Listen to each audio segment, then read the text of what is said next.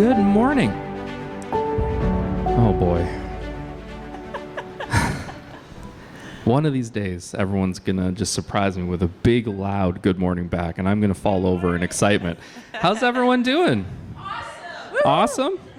Did we have a great Christmas, everyone? Yeah? We had an awesome one at our household. It was, for the first time in I can't remember how long, we had a morning Christmas Eve service, and we had the whole day to just spend with our family. And normally it's a pretty busy day. We have an evening service, so we got to get there early and practice, and it's just, there's a lot going on. So it was a very exciting time in our household. We had so much going on, new traditions we started with our kids, and it was just, I felt relaxed. I don't think I've ever had a holiday season where I felt relaxed, and that was a blessing to me. I hope somebody else out there got a relaxing Christmas season as well. Happy New Year as well. I'll say it now because I'm not going to see anybody else before then. So why don't you stand? Welcome to Court Community Church. If you're visiting, welcome. I hope the service is a blessing to you. We're going to start with worshiping our Lord this morning.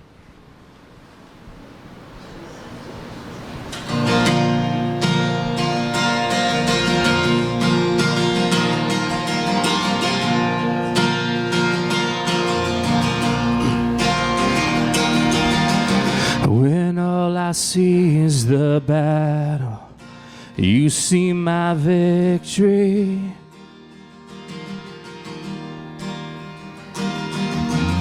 When all I see is the mountain, you see the mountain move. And as I walk through the shadow, your love surrounds me.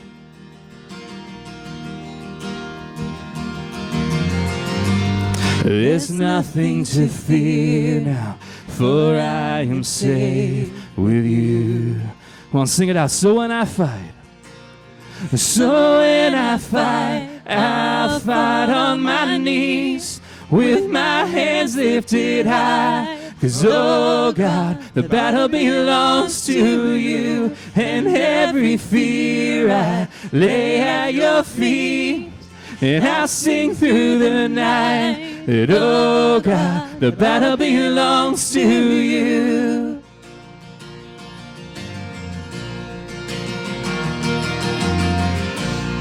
And if you are for me, who can be against me?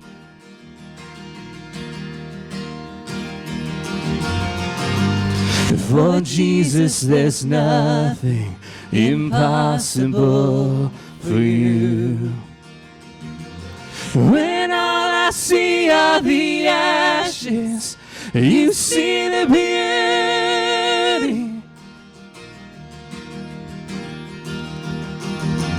When all I see is the cross, God, you see the empty tomb. So when I fight, I'll fight on my knees with my hands lifted high. And oh God, the battle belongs to you, and every fear I lay at your feet. Well, I'll sing through the night that, oh God, the battle belongs to you.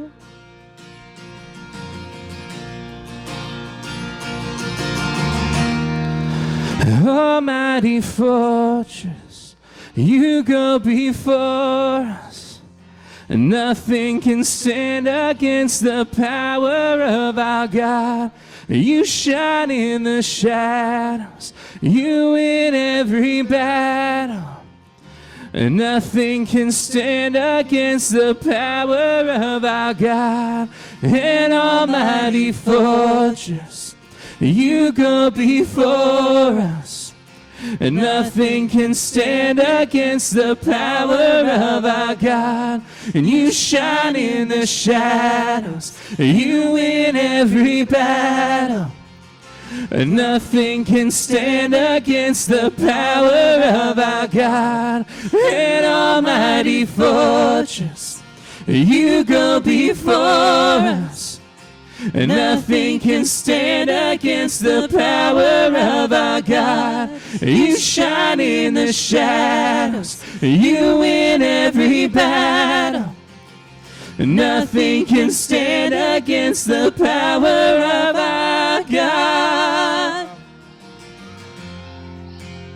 So when I fight, I'll fight on my knees with my hands lifted high. Oh God, the battle belongs to you, and every fear I lay at your feet.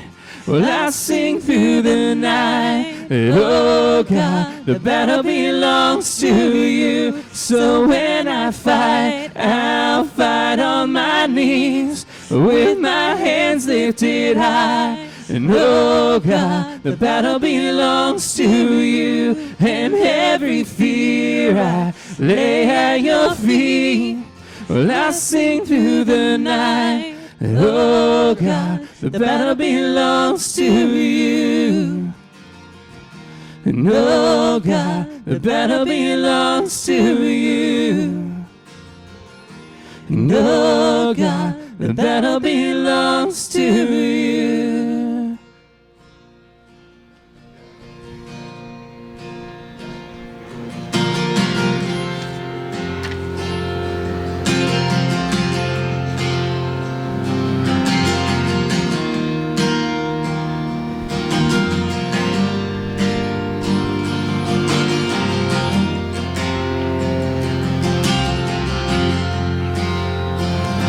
From the darkness I called your name, and into darkness your mercy came.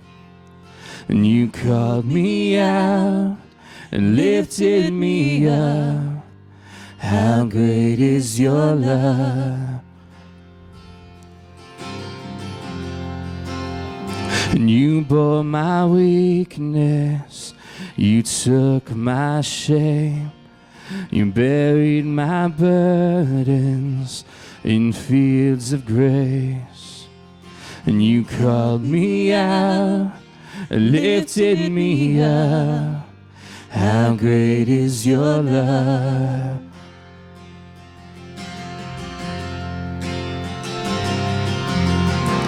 And from the heights of heaven you stepped down to earth, innocent perfection. You gave your life for us, and we are amazed.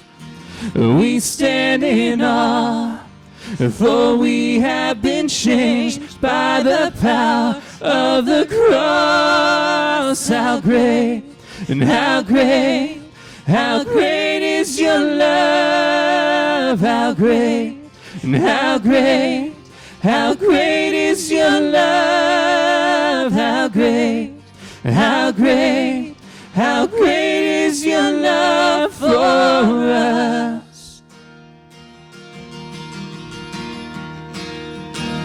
And in your kindness you lead me home, and in your presence where I belong.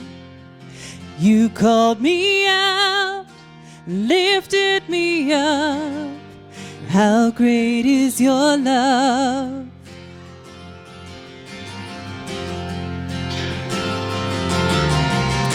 And from the heights of heaven you stepped down to earth, in innocent perfection. You gave your life for us, and we are amazed.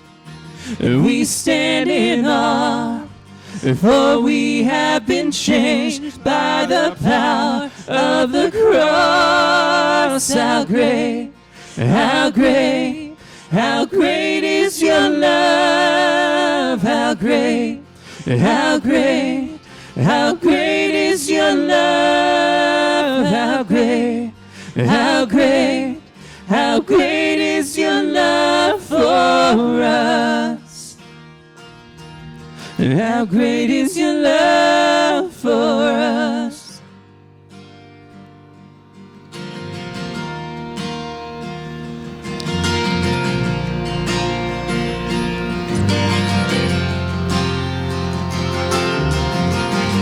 There's never been, and there will never be a God like you, a love so true. There's never been, and there will never be a God like you, a love so true. There's never been, and there will never be a God like you, a love so true. There's never been, and there will never be a God like you, a love so true.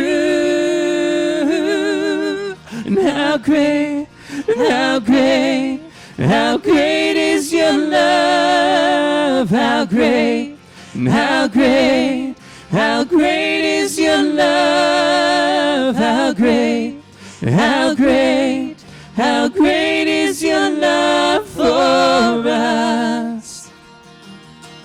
And how great, how great, how great is your love. How great, how great, how great is your love. How great, how great, how great is your love for us. Sing that one more time. How great, and how great, how great, how great is your love. How great, how great, how great is your love. How great, how great, how great is your love for us. And how great is your love for us.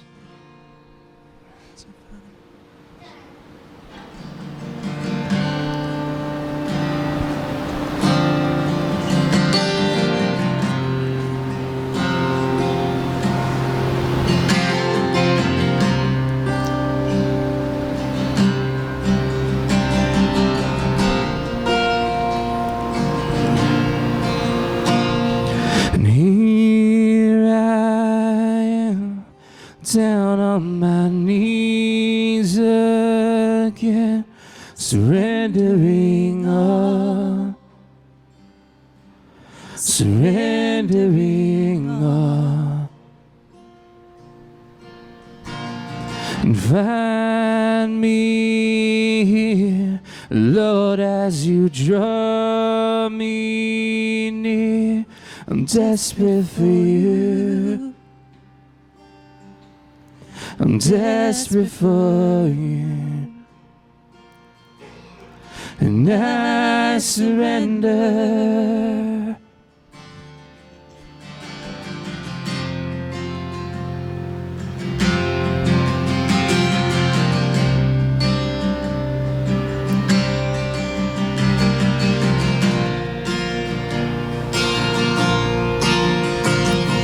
Drench my soul as mercy and grace unfold. I hunger and thirst. I hunger and thirst. And with arms stretched wide, I know you hear my cry. Speak to me now. Speak to me now. And I surrender. And I surrender. And I want to know you more. And I want to know you more. And I surrender. And I surrender. And I want to know you more. And I want to know you more.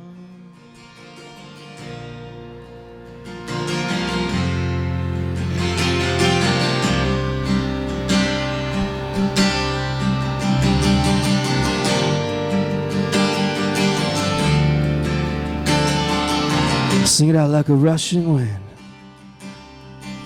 Like a rushing wind. Jesus, breathe within. Lord, have your way. Lord, have your way in me.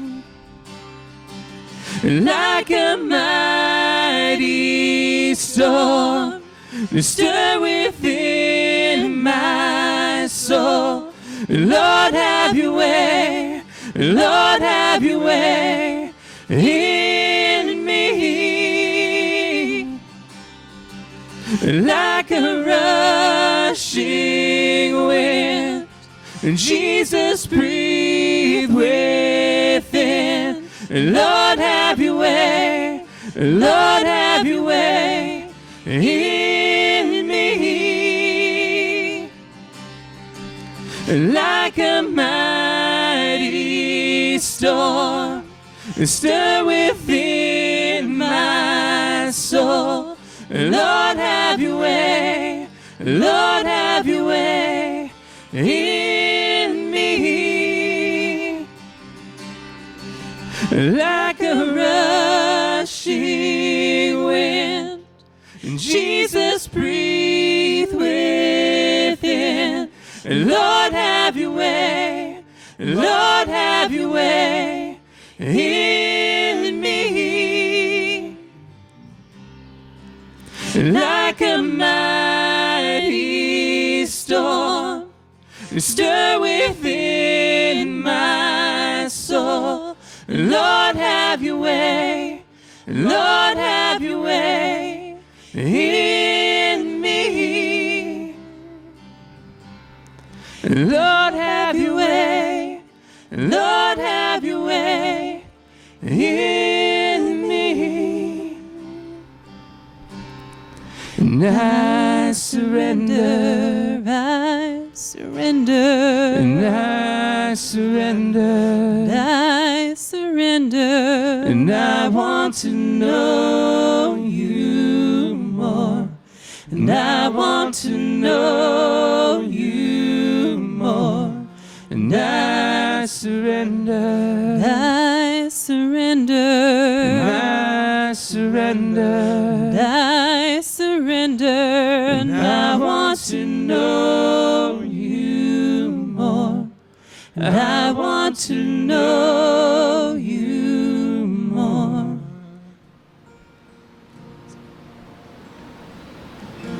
Please clap your hands with me. Father, as we close out 2023, we have observed your goodness, grace, your generosity, passion, and love for us in so many ways this past year. God, thank you for that. And we approach 2024 with this confidence that you go before us, that you are master over time, you are powerful and good. So God, as we look forward to these months and years ahead, we surrender ourselves to you, recognizing that we do not have the power to change the world with ourselves, that we do not have the power to be righteous of ourselves. We do not have the power to accomplish great things within ourselves. That power comes from you. And the gifts you give us are sourced from you. The abilities, the creativity, the skills, the experiences are all something that you work through us to use. And Father, this world needs help. The question is, what kind of help are we to render? So teach us today, Father. As we open up your word, I pray your words would impress our hearts to action. I ask this in Jesus' name. Amen. Grab a seat if you like. I love that song, John. It's just a really moving song. So, we're saying goodbye to last year, and we welcome in the new year next year. And this has been a great year. We've seen a lot of growth. We've seen a lot of people been baptized last week. That was kind of cool. And we pray for many more next year. And God's been good to us and He's blessed us. And that's been a good thing. So I stand before you today in great gratitude. I'd like to welcome many of you know Morrison, the mighty Mo. His family has arrived from Africa. I did that thing. I'm not supposed to swear. This is Mary. That's Nathan and Nora. And they're wonderful people. So they're joining our church.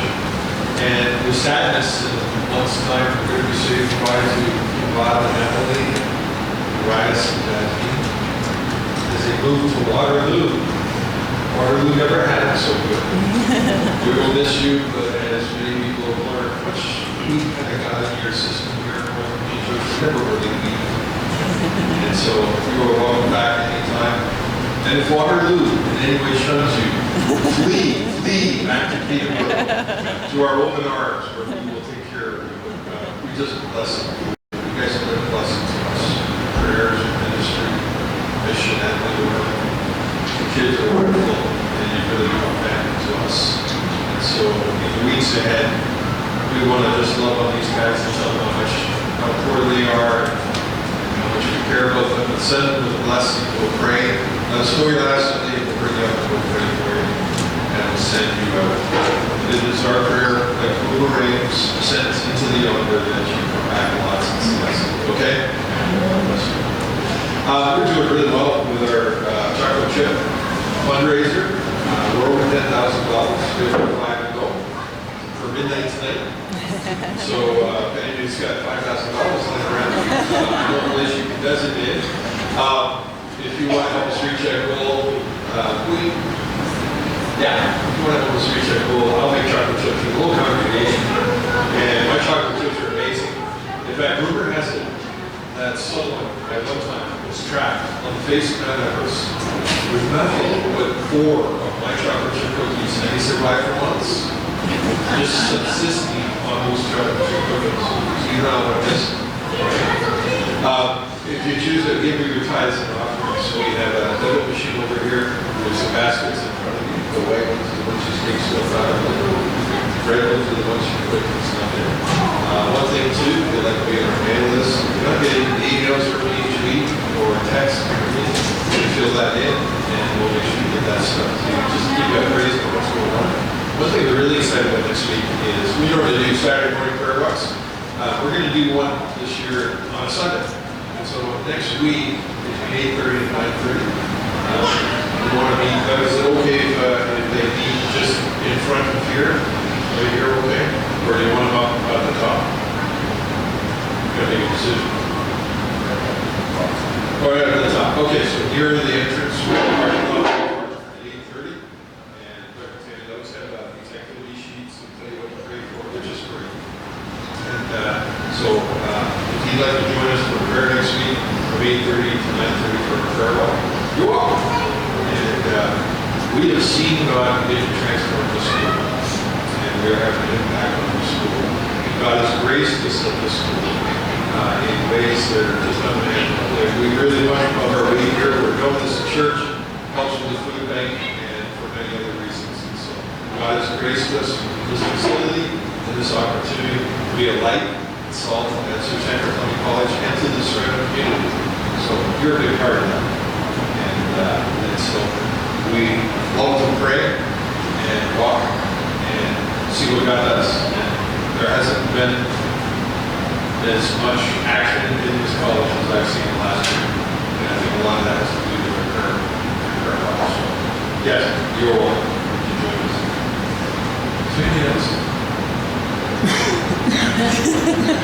You know how you have the holidays and you eat a lot and all that chocolate and stuff, and then the brain kind of goes, yeah, that'd be where I am. So this might be the very unique sermon, but look forward to it. I should grab a break, grab a coffee and tea, say hi to someone that you didn't come to church with today, and make sure that nobody is left unloved, right? All right, I need the children to come up. Can I gonna get the children to come up and hang out with me. I got a little lesson for you, and then we're gonna.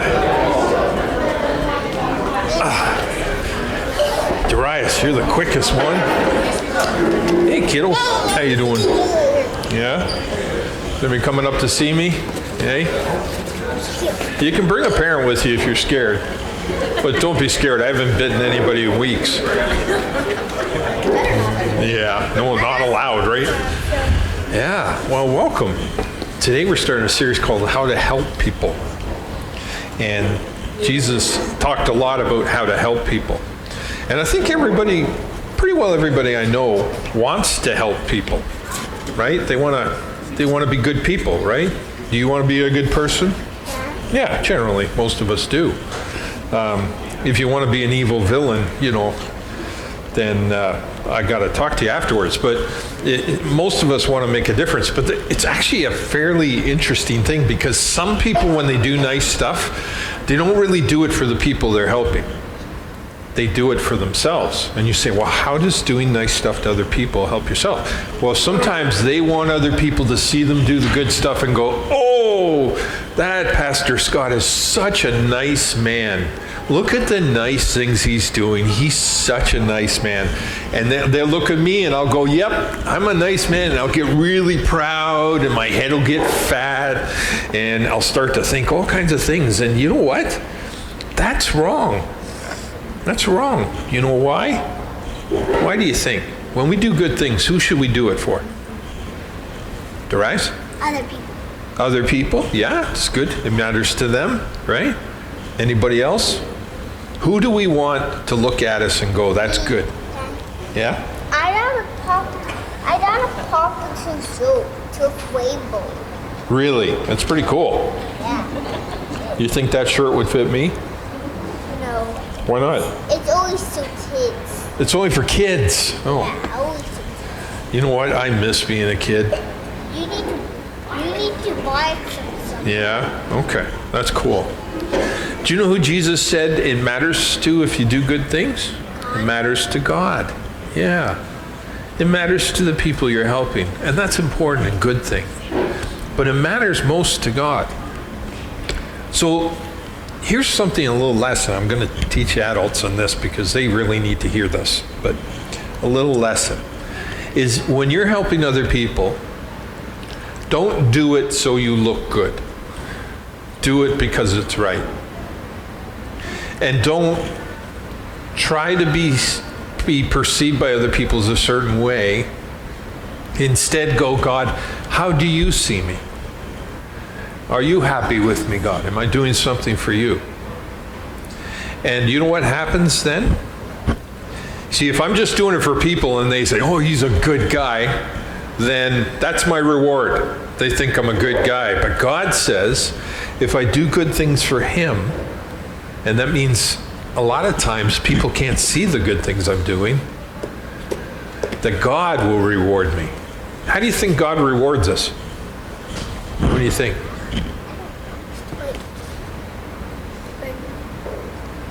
What do you think? How does God? In heaven? Yes. That's a good reward. Any other ways? What do you think? Does God bless us in any other ways? Well, here's something I've learned. I have learned that you cannot outgive God. So when I do what God asks me to do and I bless and help other people, God takes care of me.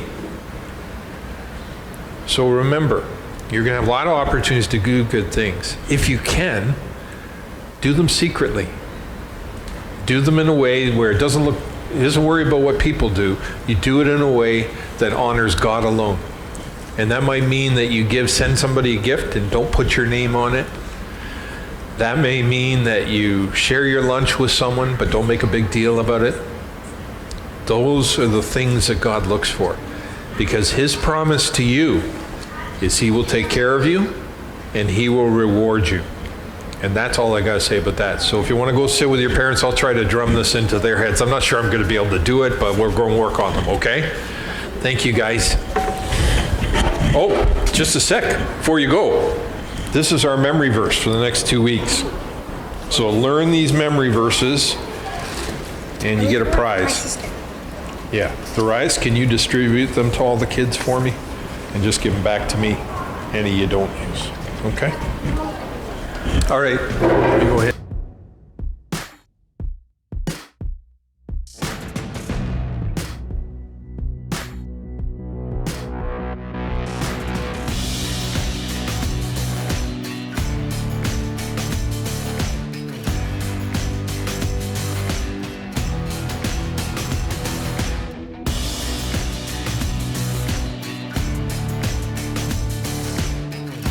I'm just doing what I do, won't stop doing what I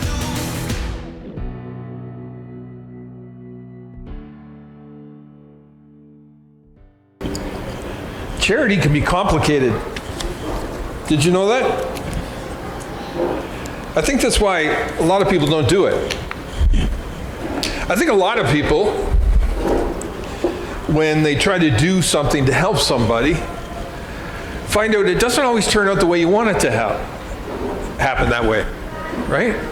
Sometimes, we try to help somebody and they rip us off. Or sometimes we try to help someone and they're offended. Something I grew up believing is that I will hold the door for a lady. So if there's ever a lady behind me, I'll hold the door for her and do that. It's called chivalry. And it's not because I think less of ladies. In fact, I want to honor ladies because I think if it wasn't for them, I wouldn't be here. So I do this. Yet I've discovered over time that some people find that offensive. So how do I do that? Do I take a census of every woman I know and say, would you be offended if I open the door? Or would you be upset about that? Or whatever, that kind of thing. For a while, and this seems to have changed, but for a while, a lot of women, I'd hold the door and they say, you go ahead. And so I would go ahead and they come behind. And that's empowering for them and that's good. Then they feel they're holding the door for me, or I will hold the door for them, and then they grab a door and hold it for me. And I thought, that's mutually beneficial. That's a really good thing. And I find some other people, I hold the door for, some ladies, and they're really happy about that. They say, oh, a gentleman, isn't that wonderful? He's a gentleman. But who made holding doors so complicated? Well, people did. And it's one of those things, there's not a right or wrong answer. I'd like to think that I'm right. But the truth of the matter is, for some people, maybe men in their lives have been patronizing and cruel and abusive and demeaning, and maybe for them, me holding the door represents that to them. See, helping people can be complicated. Or maybe, you go, okay, I went to this church and I gave, this money over time. I tithed and offerings and all those kind of things. And then it turned out the pastor was a crook. And he ran away with his secretary. And he took all the money in the church and he went to Vegas. And some people go, I'll never support the church again because of the actions of that individual. But who do we give our money, our tithes and offerings to? We believe we give them to God, right? So does that one bad encounter mean that I'm justified in never supporting a church again? Well, I'd have to say no, but do I apply that policy to everything else? If I go to a dentist and he does a really bad job on my teeth, do I go, I'll never go to a dentist again in my life? If I have a doctor who's a quack, who misdiagnoses me about something major, do I go, healthcare is out? I'll never go to healthcare again. See, giving can be, and serving and helping can be complicated. Or maybe there's an individual and they needed help, and so you went and you brought them groceries and you helped them clean their house and you listened to them and all those kind of things, which is a great thing to do. And then you went home. And the next morning at 6:30, you got a call from that person. And that person said, thank you so much for your help. I got something else I need. And so you go over to their house and you help them clean the rest of their house and you help get their dog out of the pound and you get their kids to the doctor and all those kind of things. And you go home and think, wow, I've done a great thing. And the next morning at 8:30, the phone rings. And it's, yes, we got this need, we got all this. And so you go over to their house and you do all this other stuff, and then you find out that what you're doing is not helping. You have actually entered an arrangement. And that arrangement is this person will take as much as they can from you until you say no. And then they'll get really mad at you for saying no and tell you you're not a loving, giving person. So what do you do? So some people get burned by that and they go, I'll never help another person. I've been burned. And that's the reality of how complicated it gets helping people. That's why many of us, when we see a need, we go, well, the government needs to do something. Because bringing lots of government in and programs and all those kinds of things always made our society so much better. But it's easier for us to go, well, I pay taxes, the government should take care of that, and if the government takes care of that, that's their business, and I don't have to worry, I wash my hands, I pay my taxes, I'm helping, right? But then you come to church, and the church, they're asking for volunteers, and they're asking people to give, and they're asking people to, serve and do all those kind of things. You say, well, I kind of felt like I was doing that with the government, but I'll do it at the church, so I do it at the church, and after a while, you're doing so much at the church and you're doing so much here and so much there, and you go, wow, I'm feeling spread thin. I can't do all this stuff. So a lot of times what people do is then they quit all their church volunteering. And then they go about everything else, not realizing that when you serve in the church, you're not serving the church, you're serving God. And so there has to be room for that in your life. But at the same time, you don't want to be spread thin. You don't want to be, burnt out. Is there ever a time where I in the church need the church to help me more than I can help the church? And the answer to that question is yes. Here's some other myths we have in our society. The idea love allows anything but still gives all. There used to be a little questionnaire, or it's called Enrich, we do for premarital couples, and it's very insightful. And one of the questions they ask in this, and I'm giving you the question ahead of time, Brittany, so you know, but they say, true or false, or how much do you agree with this statement? There is nothing my partner will ever do that will make me question their love for me. And most engaged couples will go, absolutely agree. And the census, when it comes back to me, the survey says, you need to talk about them, this is very concerning. Why? Well, for this very reason. What would happen if you married someone and they were dreaming your life and everything, and then after a while you found out that they tortured puppies? Would that ever make you question your love for them or their love for you? What if they did something horrible? What if they were actually in disguise a dictator of another country where they oppress people and they put people in chains and they starve people and they torture puppies? Would that ever make you go, maybe this person isn't worthy of the love I'm giving them? Well, of course you would. In fact, a lot of couples, they can get in major conflicts after they've been married a while about how the toilet paper roll goes, over the top or under the bottom, right? And a lot of times those little irritating things happen later, and we're like, I don't like you very much. I'm not sure I love you anymore, right? The truth of the matter is when God commissions us to help or to give or to serve, there is scrutiny that comes along with that. There really is. There has to be. You can't give everything to everybody.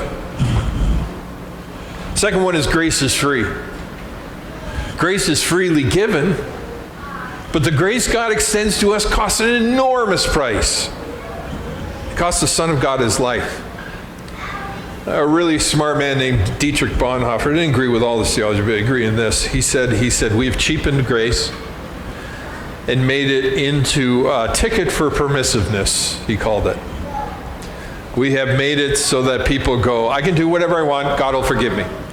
And they live horrible, mean, selfish lives and go, well, God's grace will cover it. And they're half right.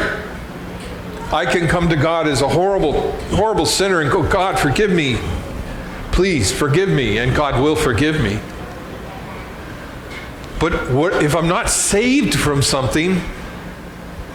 I'm not saved to something.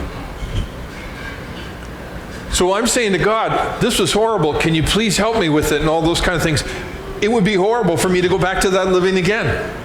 Because what I'm saying to God is I know you paid a horrible price for this. I'm just going to have you do it over and over and over again, and I'm not going to change anything. Grace isn't free. It came at a horrible price. It's freely given, but it's not free. And there are times, and I'm going to talk about this next week in depth, but there are times in the body of Christ that we're called to sacrificially serve and give to each other. But it's not with the expectation that a person's immoral or bad behavior goes on forever and ever. It is with an understanding that it's a partnership. When you help me, I in turn am commissioned to help you or to help others. I pay it forward, so to speak. Not because I'm owed a debt. It's what the Bible calls actually the debt of love. And the debt of love is God loves us so much. He is God love. Let us be the representation of that in this world. So the fact that you lend me your lawnmower doesn't mean I have to lend you my whippersnip. I mean, it's good and fair. And, if you want to do that, you do that. But that's not how love works. Love works this way. You are my family. You are my sister in Christ. You are my brother in Christ. And the safest place in the world for you is here in the body of Christ, and the place where we watch each other's backs and we collectively take care of each other is here. And we will spend eternity doing that. And if you're always giving and never receiving, there's something wrong with that. And if you're always receiving and never giving, there's something wrong with that. A number of years ago, I went through a real bad phase in my life, just a lot of emotional damage, and I used to preach on Sunday, and I would recover by Wednesday, maybe. I was just a low energy. I'd been going great guns. My doctor was really worried about me. We just went through a whole thing. I was just a low energy. And a lot of churches would have gone, our pastor, he's no good. He can't do what he normally did. He's not as, effective and energy driven as he was before. His preaching isn't as exuberant and all these kind of things. We got to get rid of this guy and get somebody in here that can do the job. But you didn't. You loved me. A lot of you came around me. A lot of you asked to help. And there was all kinds of ministries in this church that people took off my plate in order to help me. And they said, Pastor, you preach. You pray. You do what the Bible's called you to do, and we're going to get you through this. And to be honest with you, I've never, ever got over that. Just how amazing that is.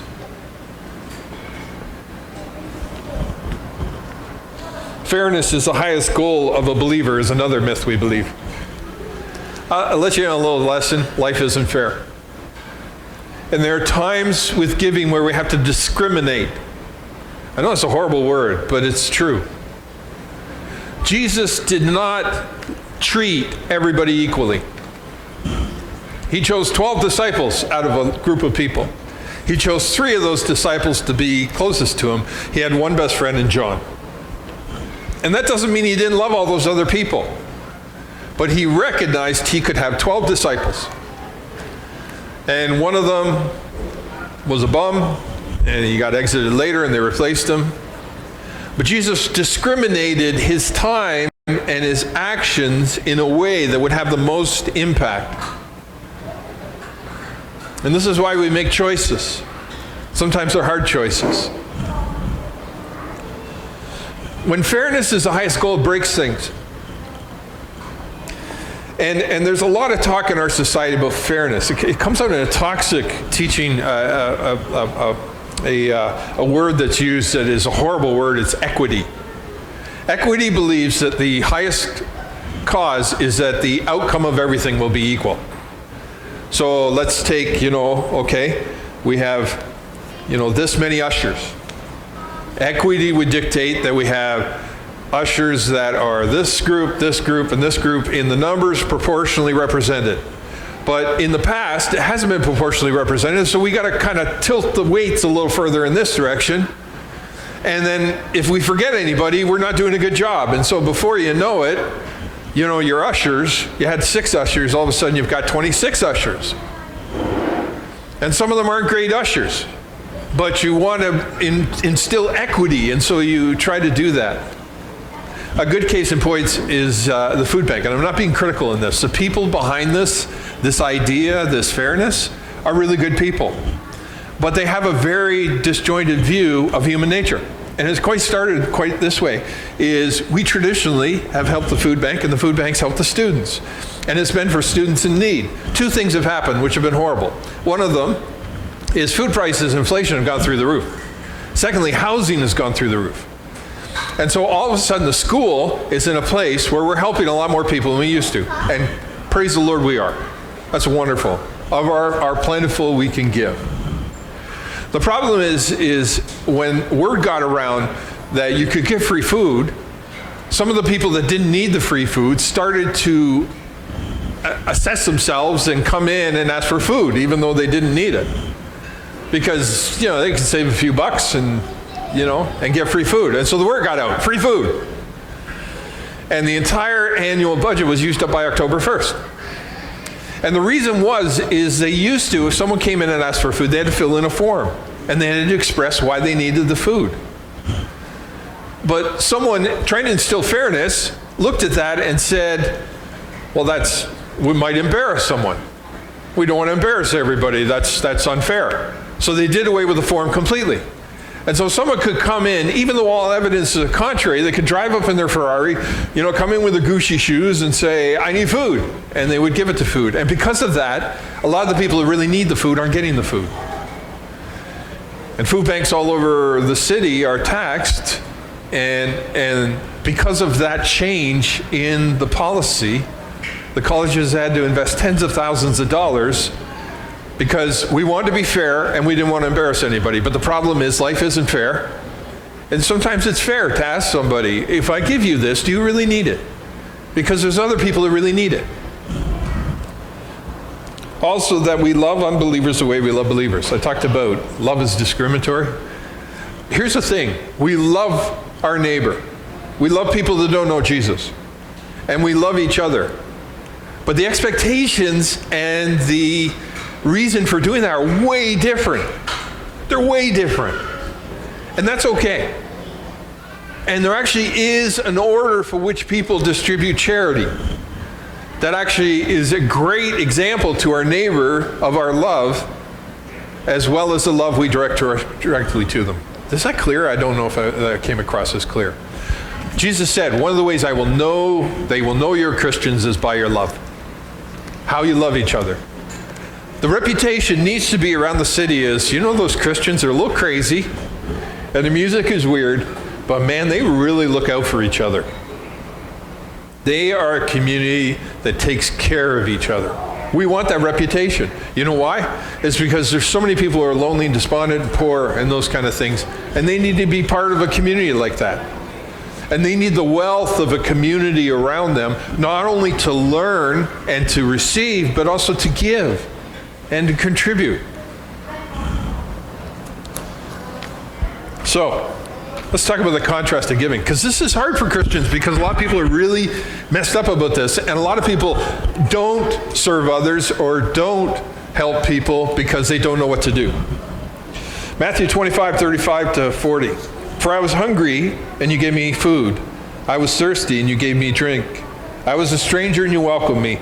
I was naked, and you clothed me. I was sick, and you visited me. I was in prison, and you came to me. Truly I tell you, whatever you did for one of the least of these brothers and sisters of mine, you did for me. This is Jesus talking to us. Every time we help a person that needs it, we may think we're helping a person. But actually, we are representing Jesus to this world, and when we bless them, we are blessing Christ. And that's amazing. You know, who do I owe more to than Christ? So when we're actually commissioned as followers of Christ to serve those who are hungry, thirsty, a stranger, naked, clothed, in prison. These are people God has called us to reach. But then you get this verse, and this is 2 Timothy 3. But mark this, there will be terrible times in the last days. People will be lovers of themselves, lovers of money, boastful, proud, abusive, disobedient to their parents, ungrateful, unholy, without love. It's quite a list.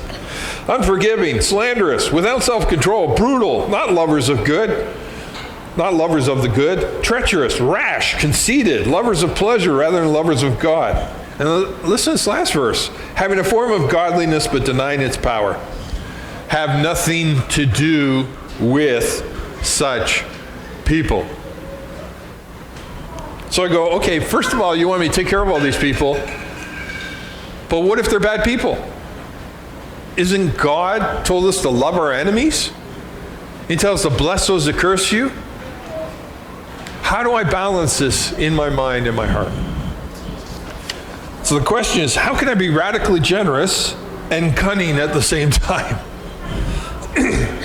And if you're confused today, it's good. I wanted to bring you here because I wanted you to think through this, because here's the thing, is we think in platitudes, we think in simplicity, we think in, blanket ways of thinking of people, and a lot of times we're terribly wrong. Like the statement in a premarital thing, there's nothing my spouse could ever do that would make me question my love for them or their love for me. That sounds really good. Put that on a bumper sticker. But then live it.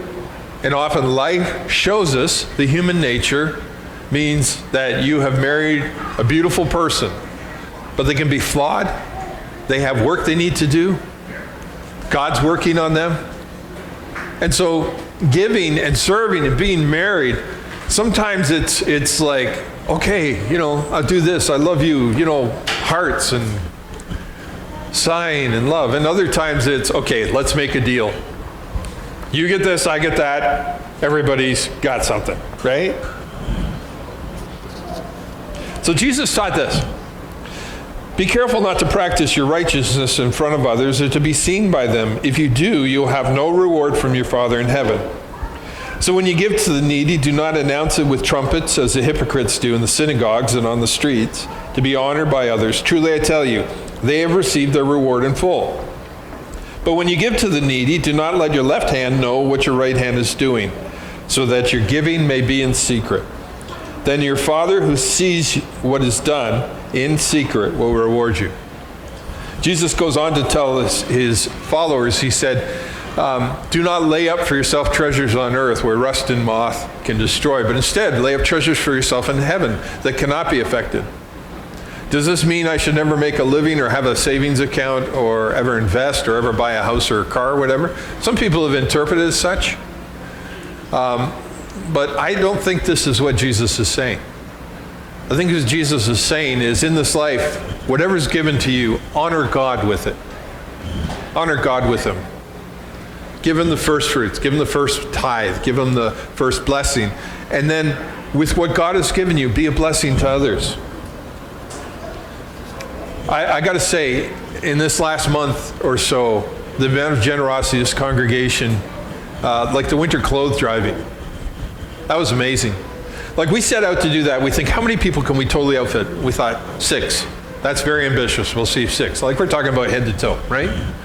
Because boots are expensive. You can spend $200 on a pair of boots. Well, do you realize that we ended up outfitting 8 people or 9 people, and we had 5 bags stuffed with stuff to donate to the Student Administrative Council. On top of that, 5 bags full, plus we had students wandering in every week and going, I don't have a hat, I don't have a scarf. And we were giving them stuff as we went. You guys did that. That's generous. That's loving. That makes my heart just expand so much. You know why? Because there's people out there that needed those clothes, and there's people out there that needed that love. And you know what? Those people may never know your name. A lot of you brought in the bags and donated the stuff, and some of you never met the people that ended up benefiting from them. But I believe you will be richly rewarded for that. Why? Because that's eternal economics. That's God in economics. Your Father who sees you from heaven will reward you Let's break down this passage. Don't practice your good deeds in front of people. If you do, you will not have a reward from your Father in heaven. In those days, in Jesus' days, a lot of the religious people, or just people in general, loved to do stuff in front of everybody. So when there was time for the offering, they had this like place people brought the offering, and somebody would come along and they got their full of coins, chink, chink, chink, chink, and they'd pour it slowly into the offering, so everybody could hear all the money going in and stuff. And then they went back to their seat and said, look, see, I'm a good guy. And that was actually a competition they had. People would fast to honor God, so they fast and pray about something. So what they would do is try to look as hungry as possible.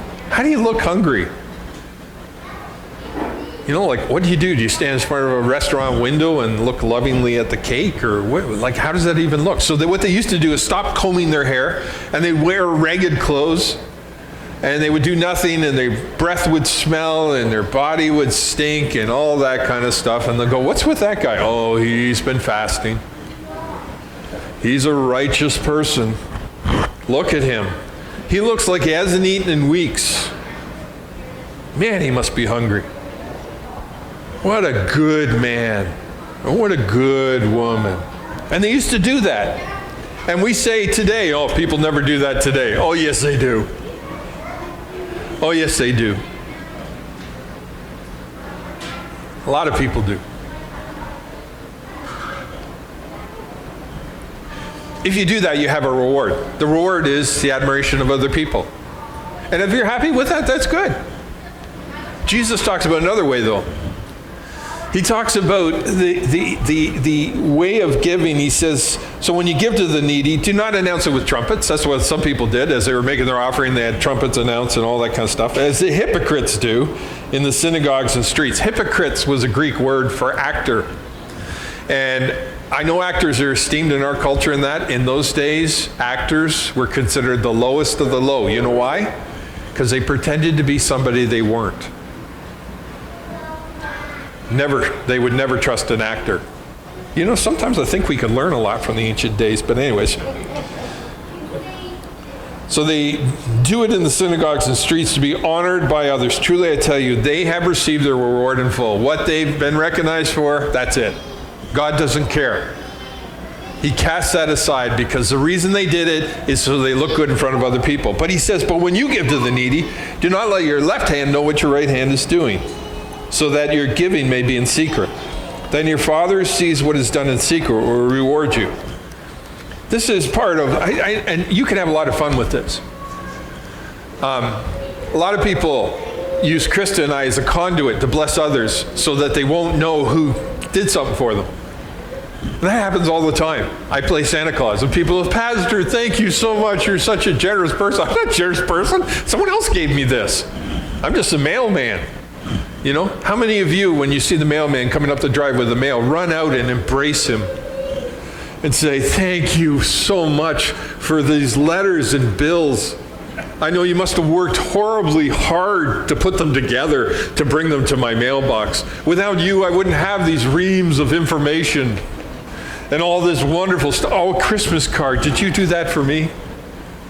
No, he wouldn't do that. He's a mailman. He's just delivering the goods. He's paid to do that. When I extend a blessing to you, the person who's done it has done it anonymously. And you know what? I love that job, being the mailman, because I get to see the impact they have. And sometimes the person that's given never sees it. And while that's a little bit sad, I know God looks down and smiles, approves, and marks it in his calendar. When I get to heaven, I want there to be marks all over the calendar. See, you can have a lot of fun with this. I call it being sneaky. You can bless other people in some amazing ways. And here's the truth, the matter of fact. Sometimes you do good deeds and everybody can see them. Okay? I'm going to talk about the principle in a minute. That's not a bad thing. As long as the reason you're doing it is actually to help people and to honor God. If you're doing it so everybody thinks you're a great guy, you're a hypocrite. You're an actor. You are representing something you're not. Don't let your right hand know what your left hand, or your left hand know what your right hand is doing, so that your giving may be in secret. Then your Father sees you. What is done in secret will reward you. So just a couple of principles very quickly, because I've touched upon them. First thing is this: God assumes that we should be helping people. He assumes we should be helping people. If you are a follower of Jesus Christ, you should be. And I'm not doing that to be a big heavy. I'm just doing it this way. Here's the truth of the matter. Jesus extended his grace and salvation to us as a free gift. And he came for me when I didn't deserve it. The verse says, while we're yet sinners, Christ died for us. And that's an incredible act of generosity. And he's the same God who sends the rain on the evil and the good. There's people all over the world that are getting blessings they don't deserve from God. And so the least I could do when God gives to me is go, okay, God, what can I do to help? Because God is generous. And if God is in me, I will be a generous person. I will help others. I will say, how can I help? So if you're a follower of Jesus Christ and you neither serve nor give nor participate in it, I just want to lovingly say to you, I say, maybe someone's hurt you. Maybe someone's betrayed you. And maybe something horrible's gone on that made you feel that way. And I just want to say, on behalf of that, is don't let that hold you back. I've been a Christian a long time. I've seen some horrible things. But I believe in the Church of Jesus Christ. You know why? Because he's the head of it. And he is perfect. I've met clergymen, clergywomen, church parishioners, long-term Christians. I've seen them do horrible things. Sometimes horrible things to me. And, I could keep a ledger of that and get angry and go, well, forget it. I'm not trusting anybody else. But here's the truth of the matter is the accounting that I'm participating in is of God, not of myself. And the truth of the matter is there's been many times I've let God down. There's been many times when God could have looked at me and said, forget it, I'm not helping him. You see what he's doing? Where God still extends his grace and his love to me. I grew up in a single-parent household in a church where I was kind of a rough and tumble kid. They called me Wild Man Wheeler in my church because I was such a hyperactive kid. I was a case study for Ritalin before Ritalin was developed. They didn't medicate in those days. And the men of my church, they looked at me and they said, yeah, he's kind of a handful, but he's just a rambunctious boy, and so let's get those wiggles out. And they took me camping and they took me out and they paid attention to me and they cared for me. They were spiritual fathers to me. And a lot of time when I was in school, I'd go back and visit my church, and 3 or 4 people would come up to me and they'd give what they call a Pentecostal handshake. You know what a Pentecostal handshake is? They'd shake my hand and they'd give me $20. In 1985, $20 was a lot of money. I know right now you can just buy a cup of coffee with that, but in those days, you could go a long way on $20. And 3 or 4 people would do that. There was one woman, her name was Noreen Anderson, and her husband had been the mayor of Oakville. She was in a wheelchair. And getting out to church was a major undertaking for her. But God had blessed her and her husband. Her husband passed away. She was a widow. She used to come to our church, and she would look for me. And I'd go over and talk to her and smile at her and whatever. She sent me a check for $100 every month, all the way through Bible college. What do you do with that? Well, here's the truth of the matter. Can I just be honest with you? When I was a teenager, I was cheap. I never gave any money to God. I didn't tithe. I didn't even give. Once in a while I'd throw a couple quarters in or a $5. Until I met someone who said, God has given you so much, why are you not giving back? And I thought, well, I can't afford it. And that person taught me, you can't outgive God.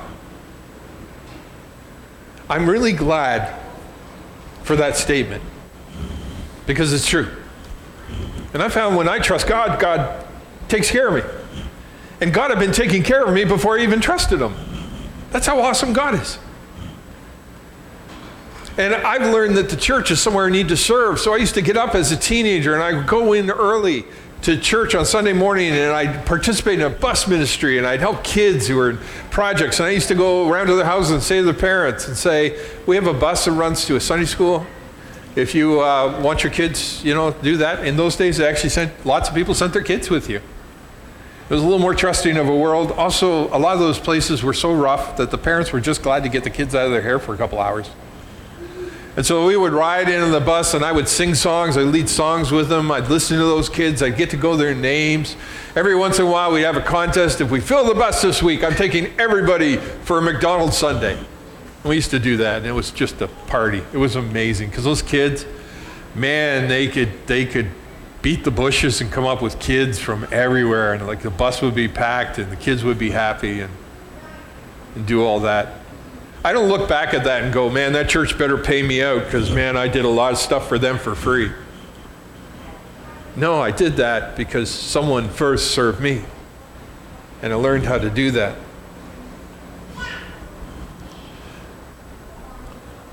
We should be giving and doing righteous things. It's just who we are in Christ.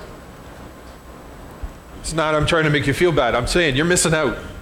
Really, you are. When I honor God, you can't outgive him. Secondly, if you can do it in secret, do it in secret. Secret, anonymous, classy. There's some things I do which are obvious in my neighborhood. I have a neighbor, they bought a Labradoodle. His name's Copper. He's crazy. He's kind of a puppy and a half. He's, over a year old. And he's a wild dog. And the people that own him, are retired and have some health concerns. And I dread the day that I would ever see them, Copper, dragging them around the neighborhood on their face, and stuff. And so I don't have a dog. I like dogs. So I said, hey, can I walk Copper? And they said, sure. So I started walking Copper. And people will say, is that your dog? No, it's my neighbor's. Why are you walking your neighbor's dog? Well, because, it's a little hard for them. They're elderly and, and that kind of thing. Oh, you must be a nice person. Actually, to be honest with you, I get more out of it. I love the dog, but, people may think that. That's obvious. But there are things I do in my neighborhood or I do in my church which nobody knows who did it. And if you can do that, it's actually a lot of fun. The whole drop a bag of groceries off, ring the doorbell, and run away laughing thing is a lot of fun. Being Santa Claus. If you can do it in secret, do it in secret. Look for ways to practically help others. Leave a coffee on a coworker's desk and don't own up to it when they ask who did it. They may not trust you and dump the coffee out, but your Father who's in heaven will reward you. If you can do it in secret, do it in secret. Be discreet in your giving. Second, recognition is overrated. You think I'm a great guy, that's good. Tomorrow I might do something, and then you might think I'm a bad person, right? Life is fickle. And if I live for recognition, I'm always going to live in the minute. I'm always going to sacrifice the long term for the short term. And when you sacrifice the long term for the short term, what you end up living is a narcissistic, lonely, horrible life. The only recognition that matters is the recognition from God. Listen to this verse. I found this and I was just like, there's so much what we're doing here, okay? 2 Timothy 5:24. The sins of some are obvious, reaching to the place of judgment ahead of them. The sins of others trail behind them. Now that verse kind of makes my blood run cold. Like some sins are obvious, everybody can see them. That's a bad thing that person's doing. Others trail behind them. Thinking, okay, those are the ones that'll get you. Nobody knows you're doing it, and then they find out you're an axe murderer, right? And then things change, right? That's not what I want to talk about today, though. I want to talk about the same one. In the same way, good deeds are obvious, even to those that are not obvious, cannot remain hidden forever. This is the can't outgive God thing. I'll never forget, I had a friend, and He was a Christian like me, and his parents really bought into it. Was this theology they had in the 80s. It was called the name it and claim it theology, and it was a belief that every Christian should have a yacht, a Cadillac, and be fabulously wealthy, and if you're not, it's because God doesn't love you. And so there were a lot of people made a lot of money, ripped off a lot of people, did a lot of crazy things in the name of that. And this couple got right into that. The kid said, "Hey, can you talk to my parents?" So I was sitting down talking to them, and they were sending verses to me. He owns a cattle on 1,000 hills. He'll give you the desire of your heart, or whatever. And I took them. I said, those are great verses, but I don't think they mean that in that context. And they said, well, what verse do you have? So I took them to 1 Timothy 6. I talked about those who do this, this, and this. And then it says, who think godliness is a way for financial gain. And there was a pause.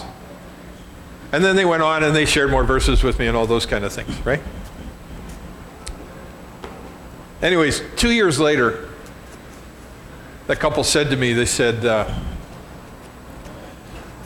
I'm really glad we could talk to you again. That verse you gave us just would not go away. It's stuck in our craw. Until we had to realize that God is generous. God does bless us. But we serve a God who died on a cross, who had disciples who gave their lives, and Christians for years who've lived in poverty, some of them by choice, generous, giving people. They don't live for this world, they live for another world. And so when we serve and when we give and we do all those things, we're basically saying we don't belong on this planet, we're of another world. And our blessing in heaven, we believe in a world we cannot see. Some good deeds are obvious, some are tracked behind. So just a couple of questions. And if you have a question, stick your hand up. But here's a couple that dawned on me. How do I let my light shine but be discreet at the same time? I think I've addressed that one. There are good deeds that everybody's going to see. That's okay. Just do them for the right reason.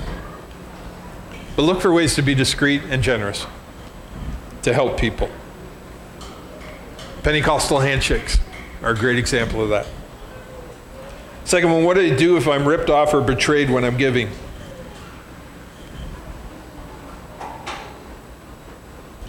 This is a hard one because it kind of hits home. Because there was one time, an individual in my life who I trusted deeply, who ended up ripping off a lot of money and did a lot of damage to people. And I remember coming out of that going, I gave that person opportunity, I gave them recognition, I gave them honor, I gave them all kinds of things. I'm never doing that again. And I kind of held my line on that for a while. Until God said, you know what?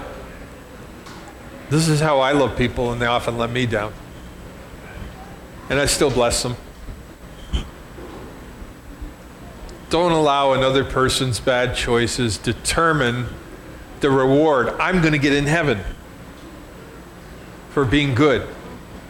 So I came out of that, I learned some lessons, I put some controls in place, we sat down with the board, we looked at, okay, how do we kind of keep this thing straight in line and all that kind of stuff, because we don't want this to be a regular occurrence. It did a lot of damage. A lot of people don't serve Jesus anymore because of the choices of this individual, so how do we do that? And that was good. But after a while, God brought another individual along who needed help and coaching and advice. His name is Nathan. And he's now pastor of one of the largest churches in Peterborough. And I am glad the investment our church made in him. The finances, the equipment, the coaching, the love, the support. I'm glad I didn't take that one bad experience and then mail it in the rest of ministry. What do you do if you're ripped off, betrayed? Learn to forgive. Learn from it, and look for ways to continue to be loving to people, but be smart. Because the truth of the matter is, sometimes when I get ripped off, it's as much my fault as it is the person's, because I place that person in a place of trust without asking some honest questions about their ability to deliver. How will God reward me? I don't know. I know this. If I got to heaven tomorrow and there was nothing there, God's already given me way more than I've given him. Jesus went away 2,000 years to prepare a place for me. He knows me pretty well. Do you know, picture this, someday we get to heaven, right? And we're in heaven and God says, yeah, I got this place for you. Come on and see it. And he's like got this little smile, right? And you get in that place, you know?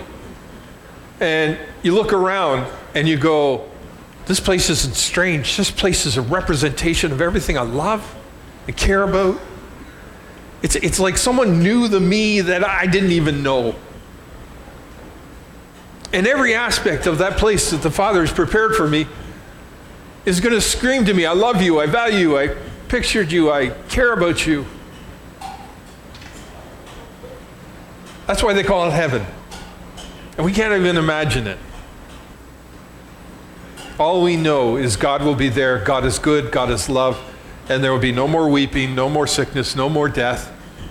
All the things that make this life hard will be gone.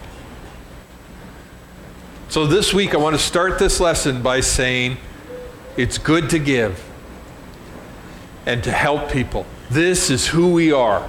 But we have to learn about it. This is not something you just start one day and it works automatically. It's like sharing your faith with another person. Most Christians go their whole lives and never share their faith with anybody. You know why? Because they're scared. Don't want to be embarrassed. Maybe someone witnessed to them and it was kind of a bad thing. They don't want to be lumped in with crazy people, right? Here's the truth of the matter is, some people have learned how to share their faith with other people and they get mostly rejected. But they've learned that rejection actually isn't that big a deal. You know, they just have learned some things, learned from it, gone on, witnessed to somebody else, and witnessed to somebody else, and witnessed to somebody else. I pray with people all the time. I used to be so scared to do that. This you can learn too. The same with helping people. I've been ripped off, misrepresented, cheated on, you know, all those kind of things as far as wealth and all those. I learned from it, and I got to honestly say, at this point, it works a little better than it used to. And it's actually more effective. And that's a good thing. And that's all I got to say about that. We went on along that. Anybody got any questions? Question about today's topic. I didn't mean this to be a message about tithing, okay? You guys know where I stand on that. I just talk about giving in general, of your time, your resources, your place, you know, who you are. Help people. This is what God has called us to do.